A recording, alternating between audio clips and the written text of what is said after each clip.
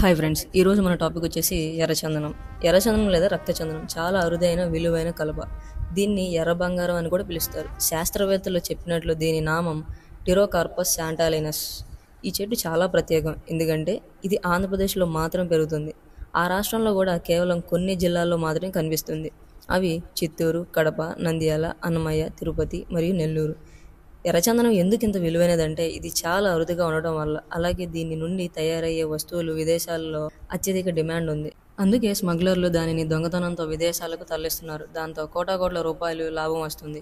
ముందుగా జపాన్ ఎక్కువగా ఈ ఎర్రచందనం దిగుమతి చేసుకునేది. వారు దీన్ని బొమ్మలు, సంగీత పరికరాలు చేయడానికి వాడుకునేవాళ్ళు. కానీ ఇప్పుడు ఎక్కువగా చైనా దిగుమతి చేసుకుంటుంది. చైనా వారు దీన్ని బొమ్మలు, సంగీత పరికరాలు, వాస్తు వస్తువులు, సుగంధ ద్రవ్యాలు, మందులు, నకిలీ రుద్రాక్షలు, వయాగ్రా వంటి వస్తువుల కోసం వాడుతున్నారు. వారు నమ్మేది ఏంటి అని అంటే, ఈ కలపతో తయారైన వస్తువులు ఇంట్లో ఉంటే శాంతిని, సంపద, ఐక్యము లభిస్తుందని వారి నమ్మకం. కానీ ఇంత విలువ ఉన్నదాంతో సమస్యలు కూడా ఎక్కువే. ఎర్రచందనం కోసం కొందరు స్మగ్లర్లు తమ ప్రాణాలు కూడా లెక్కచేయరు. అటవీ శాఖ సిబ్బందిని ముప్పు పెట్టడం, దాడులు చేయడం వంటి పరిస్థితులు కూడా జరుగుతూ ఉంటాయి. ఒక ఎర్రచందనం దొంగను కోసి తీసుకోవడానికి ఒక కూలీకి ఒక రాత్రి సమయం మాత్రమే పడుతుంది. ఆ కూలీకి కొద్దిగా వేల రూపాయలు జమ చేయబడతాయి. అందుకే ఎవరైనా కానీ ఆ పని చేయడానికి ఎల్లప్పుడూ రెడీగా ఉంటారు.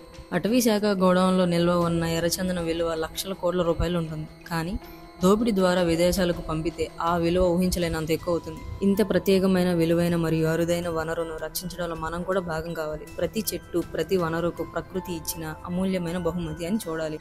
అందుకే మనం ఎల్లప్పుడూ ప్రకృతిని ప్రేమించాలి, గౌరవించాలి, రక్షించాలి. Like and subscribe.